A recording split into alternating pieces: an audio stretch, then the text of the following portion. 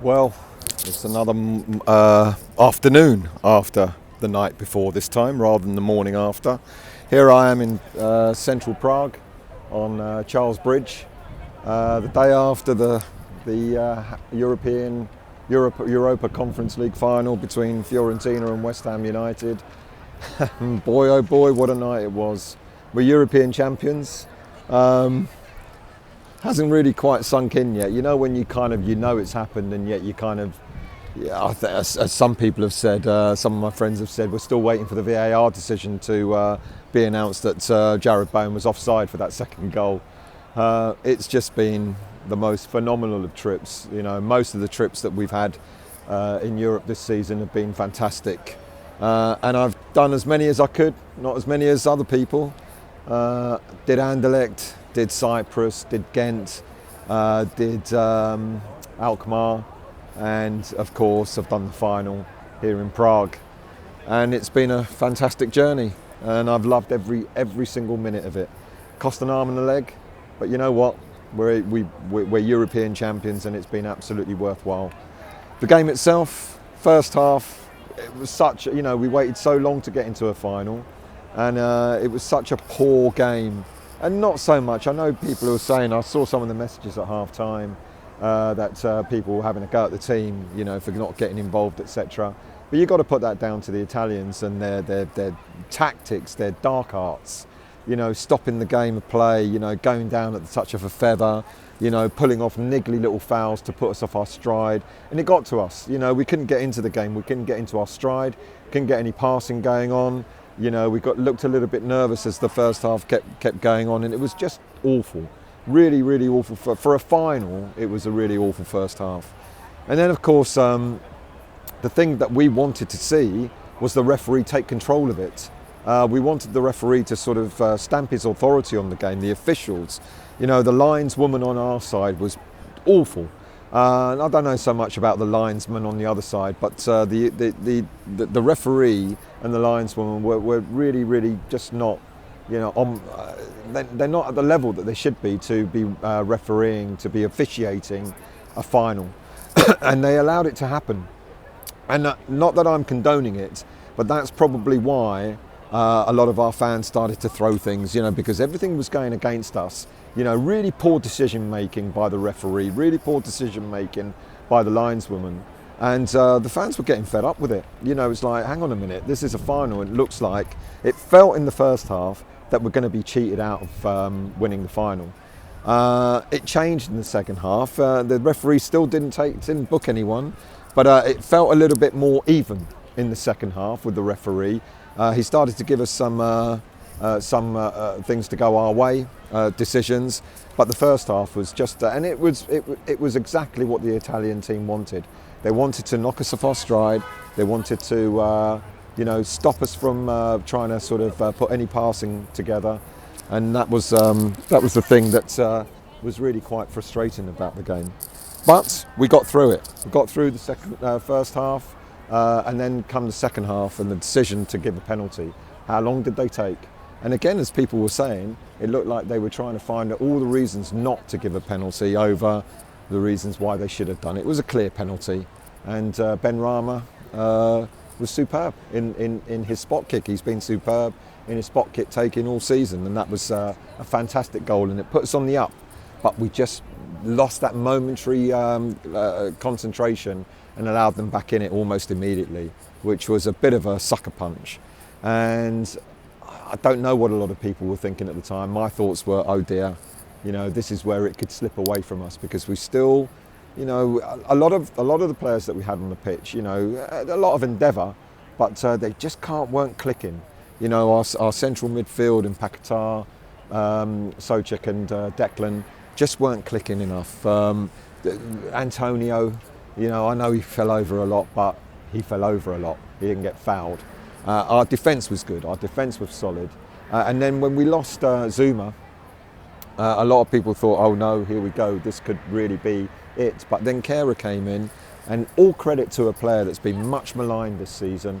He came in, he's strong, and it was fantastic. He played really, really well. Agerd played really well. Emerson little bit hot and cold. Done some good things, didn't do some other things very well. But again, he played well. Soufal played with his heart. And it was Areola. I mean, with all I think we had only 37% possession, but Areola didn't have a shot that really sort of push him to save. It was everything that went to him was quite comfortable. Right down, right to him. Nothing really to put us off our stride. So the second half, and then of course. Just before Bowen scored, Paqueta made a great pass into Antonio. He was offside anyway, but Antonio fluffed his lines. But he did almost an identical pass into the path of Bowen. And you know what? The anticipation, as if the world stood still. Whilst that ball came to Bowen, he took it onto his left foot, and then he struck it. It hit the keeper, and it looked like it took forever to go in. It bobbled in, but boy, oh boy. When that ball went into the net, and the reaction on the bench, everybody jumped, got off and jumped up and down, getting onto the pitch, and then of course the fans in the stadium just went absolutely ballistic, and then 5 minutes was added on, but he actually added on nearly 8.5 minutes, but we got through that as well. And when that final whistle went, you were seeing fans in the stadium crying, because of what had just happened. It was an unbelievable experience. It's been an unbelievable experience. It's not necessarily a final to remember in terms of technique, but it's a final that we're going to remember about the result.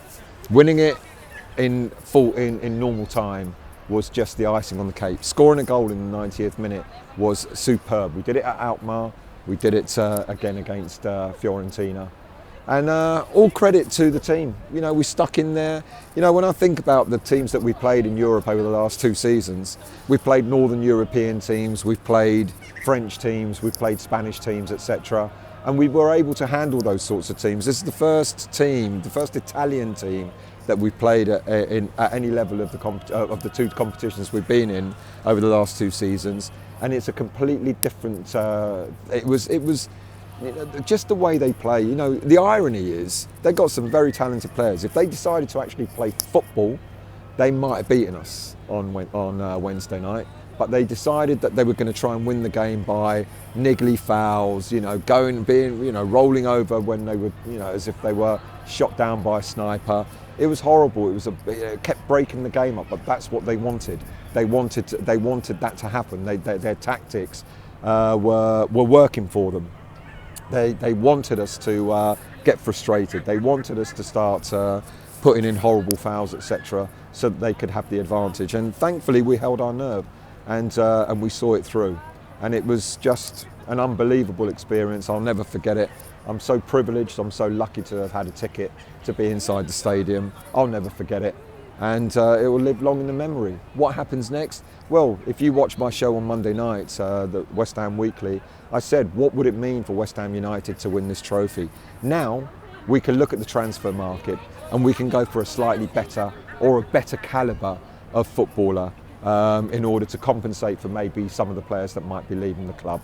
You look at the way Declan Rice was interviewed, and he talked about, yes, there's been interest in him. Obviously, there's been interest in him. But when he talked about, I've still got 2 years left on my contract, it makes you start wondering, quite possibly, there's that small thought that he might turn around and go, do you know what I'll do? I've got 1 year left and then 1 year extension. Let's trigger the 1 year extension. I'll stay with West Ham United for another year, play alongside Paqueta, play alongside Agerd, all those players that we brought in the summer, add more strength as well, improve that squad even more this summer as well with Declan there. And then he'll go at the end of next summer, this time next summer. I could see it happening. I know that Sullivan came out on Sky Sports this morning and said we've offered him a longer contract, we've offered him a better contract, and he decided his heart is set on going.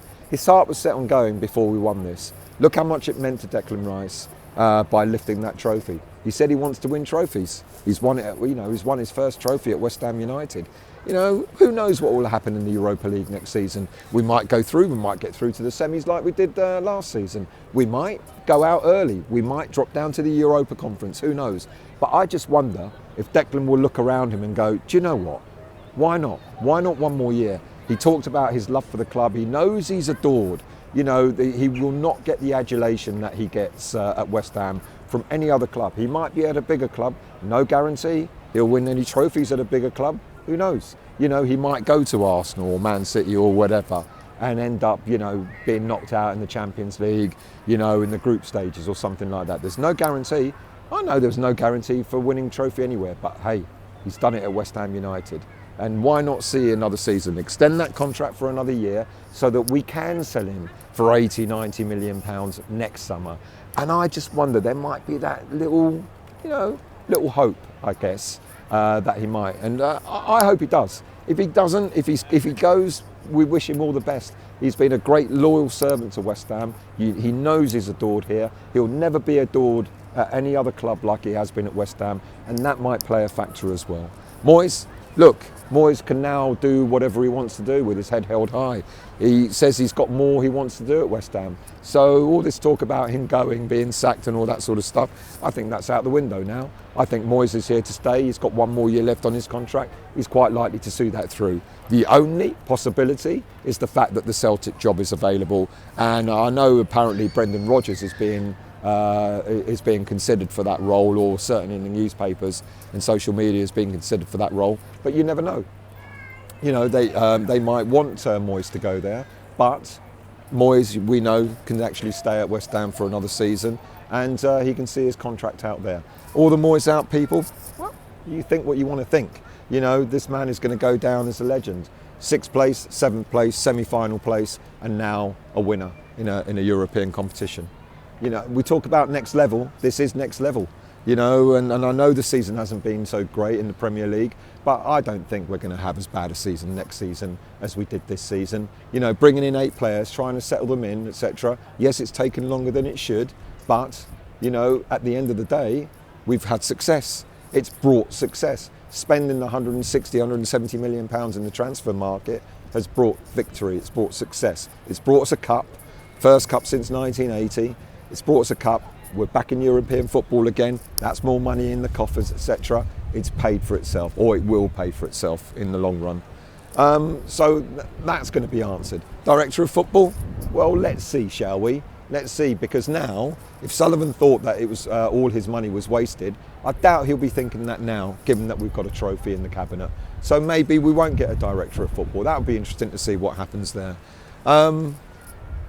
It's all looking good, isn't it? I mean, this has been, yes, it's been a shit season in the Premier League, but this hasn't glossed over that. This has been a culmination of effort, drive, players together. Oh, that's another thing. Players not together, players not playing for David Moyes, etc. Well, that's out the window as well. If you look at some of the interviews and some of the things that were going on in the changing room, you know, Zuma was talking about Kehrer, they were hugging, Kehrer was in tears, etc.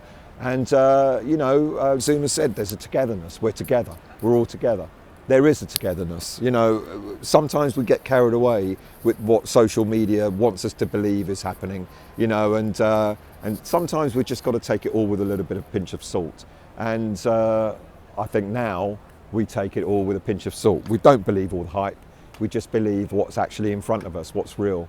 And what's real is we've won a European trophy. What's real is we're European champions. What's real is that we're back in Europe again next season. What's real is that things aren't as bad as they may have seemed even a month or 2 months ago. It's been a superb journey. The season is now over. We look forward to what happens next. The transfer window opens next week. I think the 15th, 16th, something like, I don't know. It's a day next week or the 11th or something. So we're going to have all that circus to sort of cope with now.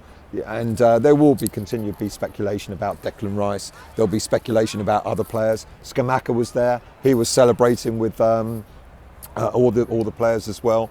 Who knows if he'll go? I'm not going to speculate. Lanzini might go, quite possibly.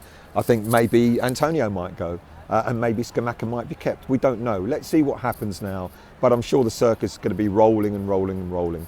Last night, when we got back out of the stadium, we got back to the main square about 1 o'clock in the morning. We went for a few more drinks. And then as we were walking home at 4 o'clock in the morning, who walks past us? All the players. or most of the players, Skamaka, Souček, Soufal, Declan Rice, Moyes, the manager, were all walking past. I took photos, I put them on my Twitter account and my West Ham Voice Facebook account, so go and have a look at those. And already the Daily Mail have nicked them, so I'm going to have a chat with them about my commission. But so the Daily Mail have nicked them, they've put them on a news story. But so yeah, they were walking past us, and all of a sudden it was like, we couldn't believe it. We don't know if they were coming back from somewhere or going out somewhere. It was 4 a.m, so I'm speculating that they were coming back from somewhere. That was the icing on the cake. You know, not only did we get through this competition, we won it, unbeaten. The only team unbeaten in any European competition, I believe. Correct me if I'm wrong, but I think we're the first team that have done that as well. And then the icing on the cake to see the players, Declan and all that, you know, smiles on their faces. Even Moyes, you know, he had a smile on his face. They were walking past. I took a few snapshots of them, and I put them up on the West Ham Boys Twitter and West Ham Boys Facebook account. Icing on the cake. It's been phenomenal. It's been an absolute pleasure bringing these shows to you as well. Thank you all for watching. Thank you all for participating. You know, without you guys watching, then there's no point in me doing them. You know, I could talk to myself. Sometimes I do, like now. But it has been an absolute pleasure. And yeah, what can I say? It was emotional. It's been great. It's been superb. We've had our ups and downs, but we're champions of Europe, and no one's going to take that away from us. Until next time, thank you all for watching. If you're new to the channel, hit the like, subscribe and bell notification, and I'll see you all very soon.